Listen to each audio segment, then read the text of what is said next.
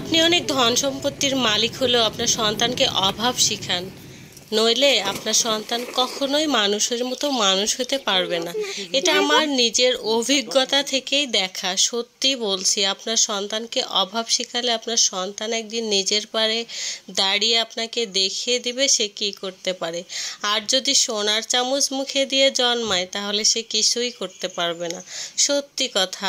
Hello everyone, আসসালামু আলাইকুম। কেমন আছেন সবাই? আশা করি সবাই ভালো আছেন। এটা ছিল ঈদের আগের দিনের ব্লগ। আসলে আমরা বাড়ি যাব।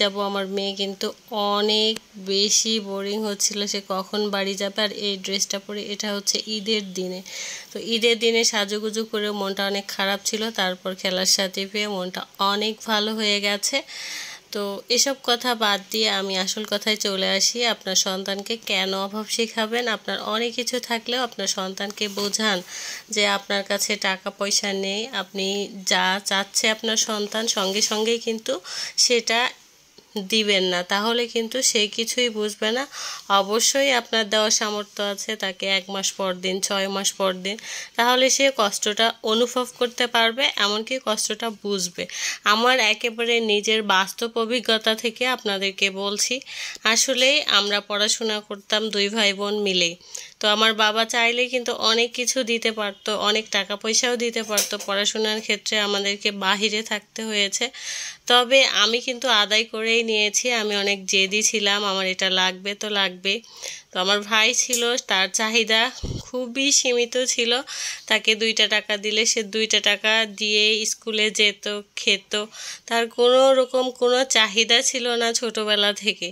আসলে একটা কথা আছে, শিশু যদি কান্না না করে মা কিন্তু কখনোই দুধ দেয় না। তো অবশ্যই কিছু কিছু ক্ষেত্রে অনেক কিছু আদায় করে নিতে হয়। কেউ কেউ কিন্তু সেটা পারে না, সে নীরবে থেকে যায়, তার চাহিদাগুলো অপূর্ণ থেকে যায়।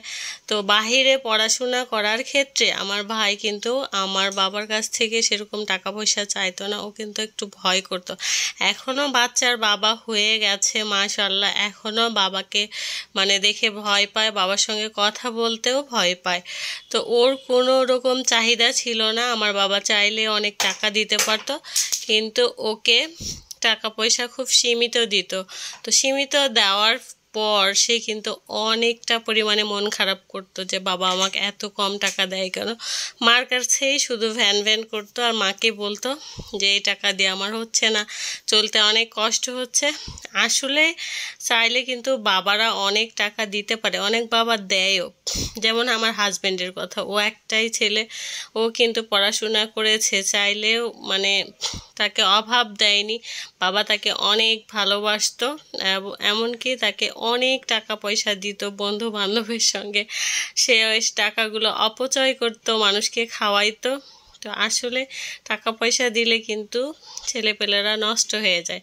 আজকে দেখেন, এটাই হচ্ছে আমার সে ভাই, সে অল্প টাকা দিয়ে কিন্তু সে চলাফেরা করছে। তার চাহিদা কম ছিল, এখন মাশাআল্লাহ ও কিন্তু গ্রাজুয়েট, ভালো একটা জব করে। ও কিন্তু কারো কাছ থেকে একটা টাকাও নেয়নি, একটা জিনিসপত্রও নেয়নি। তো ও কিন্তু অনেক সুখে আছে, এতটা সুখে আছে যে কল্পনার বাইরে। আমি তার বাসায় বেড়াইতে গেছিলাম, তো এত পরিমাণে আমাদেরকে আপ্যায়ন করেছে। শুধু আমরা না, ওদের বাসায় যারা যায় ওরা কিন্তু অনেক দূরে থাকে। তো এখন তারা প্রতিষ্ঠিত, তাদেরকে দেখলে চোখে পানি এসে যায়। তো এজন্যই বলছি, আপনার সন্তানকে অভাব শিখান, কষ্ট দেন। কষ্ট পেয়ে পেয়ে সোনা যেমন পুড়ে পুড়ে খাঁটি হয়, তেমন আপনার সন্তান কিন্তু একসময় পুড়ে পুড়ে খাঁটি হবে। আর যারা সোনার চামচ মুখে দিয়ে জন্মগ্রহণ করে, না চাইতে অনেক কিছু পেয়ে যায়, তারা কিন্তু মানুষ হয় না। দেখবেন রাস্তায় পড়ে থাকা ছেলেরাই কিন্তু ভালো কিছু করছে। আমি কাউকে মিন করছি না, অনেক চাওয়ালার ছেলে, পানওয়ালার ছেলে, অনেকে কৃষকের ছেলে, তারা কিন্তু ডক্টর, ইঞ্জিনিয়ার এগুলো হচ্ছে।